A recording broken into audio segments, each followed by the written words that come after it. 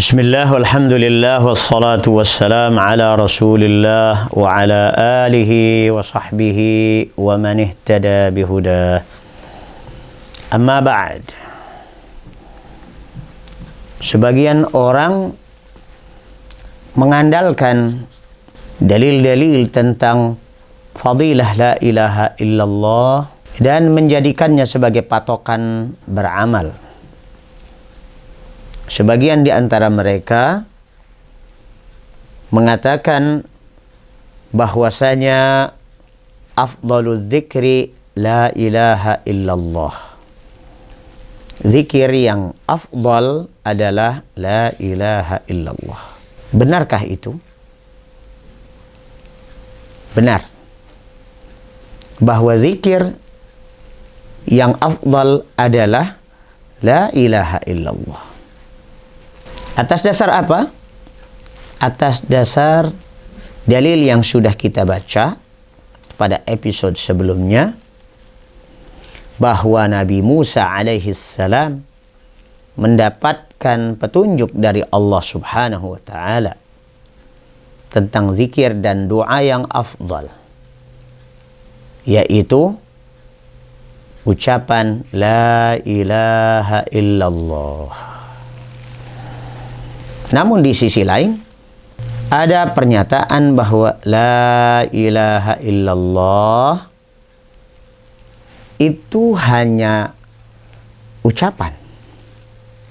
Apakah itu cukup untuk bisa memasukkan seseorang ke dalam surga?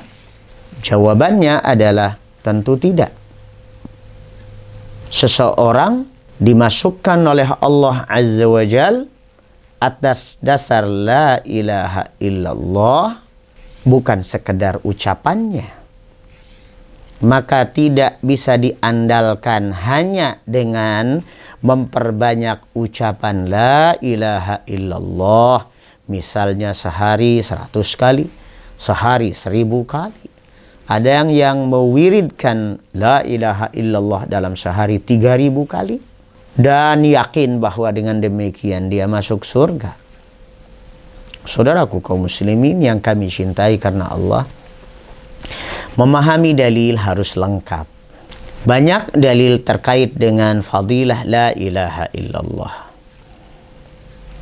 Di antaranya adalah man qala la ilaha illallah yabtaghi bidzalika wajha Allah.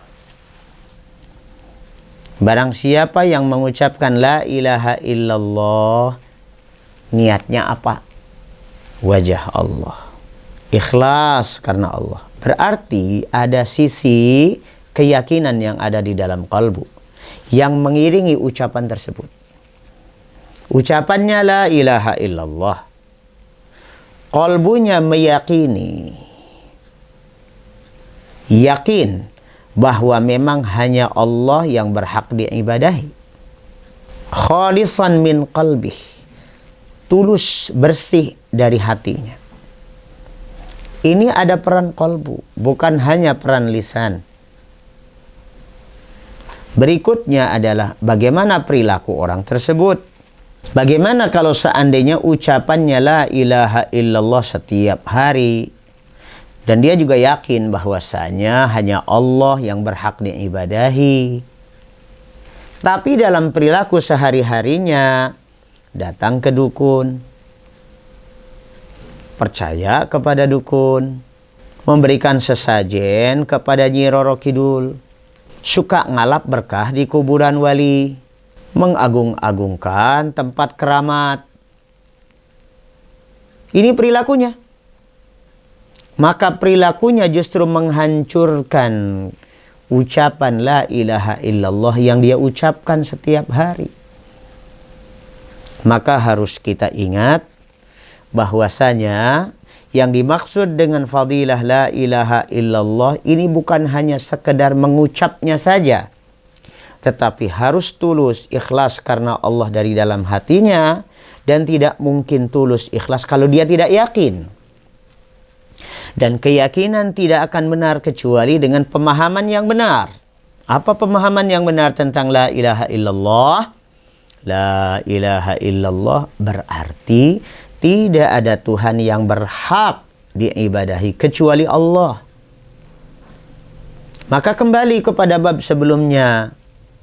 Orang yang bertauhid itu harus kufur terhadap tagut. Tidak ada yang perlu dia takuti, tidak ada yang perlu dia taati, tidak ada yang perlu dia ikuti, tidak ada yang perlu dia jadikan Tuhan untuk dia hambakan dirinya kepadanya kecuali Allah. Itu secara lisan, secara qalbu, dan terejawantah dalam perbuatan. Maka kembali kepada iman yang sempurna dengan perkataan, dengan keyakinan dalam hati, dan dibuktikan dengan amal perbuatan. Maka Allah Subhanahu wa taala dalam ayat yang lain menyebutkan innalladzina qalu rabbunallah.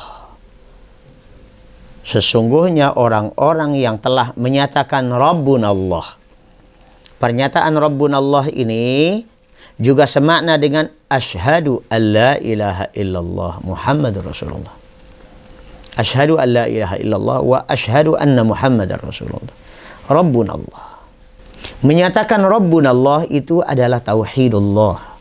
Ucapannya tauhidullah. Tapi perilakunya bagaimana? Tsummastaqamu. Kemudian beristiqamah. Bukan bertauhid di suatu saat dengan ucapannya, tetapi di saat lain dengan perbuatannya musyrik. Dan itu berlanjut sampai akhir hayatnya. Tsummastaqamu.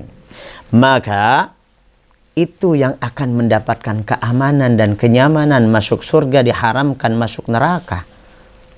Kata Allah Azza wa Jal, fala khawfun alaihim wala hum yahzanun.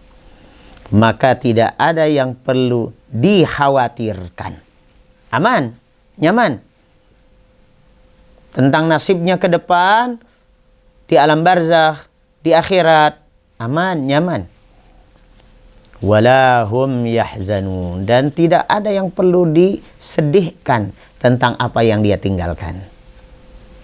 Demikian, semoga penjelasan tambahan ini memperjelas apa yang mungkin bisa diselewengkan dari pembahasan bab yang kedua ini. Sallallahu ala nabiyyina Muhammad wa alihi wa sahbihi wa sallam. Assalamualaikum warahmatullahi wabarakatuh.